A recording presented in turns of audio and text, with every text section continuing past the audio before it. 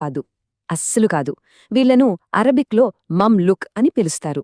అంటే ఏంటంటే వీళ్ళు స్పెషల్గా సైన్యంలో పనిచేయడానికే కొనబడినవాళ్లనమాట. వాళ్ళకి యుద్ధ విద్యల్లో, పరిపాలనలో హై లెవెల్ ట్రైనింగ్ ఇచ్చేవాళ్లు. రైట్. ఇక ఈ అద్భుతమైన కథకు పునాది ఎవరు వేశారో చూద్దాం. మన మొదటి హీరో కుతుబుద్దీన్ ఐబక్. ఇతను ఒకప్పుడు మహమ్మద్ ఘోరీకి బానిస. కానీ తన ప్రతిభతో, విశ్వాసంతో ఘోరీకి అత్యంత నమ్మకమైన సేనాపతిగా ఎదిగాడు.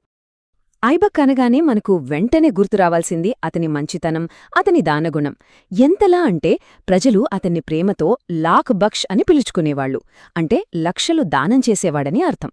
అదొకటే కాదు, ఈరోజు మనం ఢిల్లీలో చూసే ఐకానిక్ కుతుబ్ మినార్ ఉంది కదా, దాని నిర్మాణాన్ని మొదలుపెట్టింది కూడా ఈయనే. అయితే ఐబక్ ఎంత మంచివాడో అంత గొప్ప యోధుడు కూడా. అందుకే అతని పాలనలో ఎక్కువ భాగం యుద్ధాలతోనే సరిపోయింది. అంతా బానే ఉంది అనుకుంటున్న టైంలో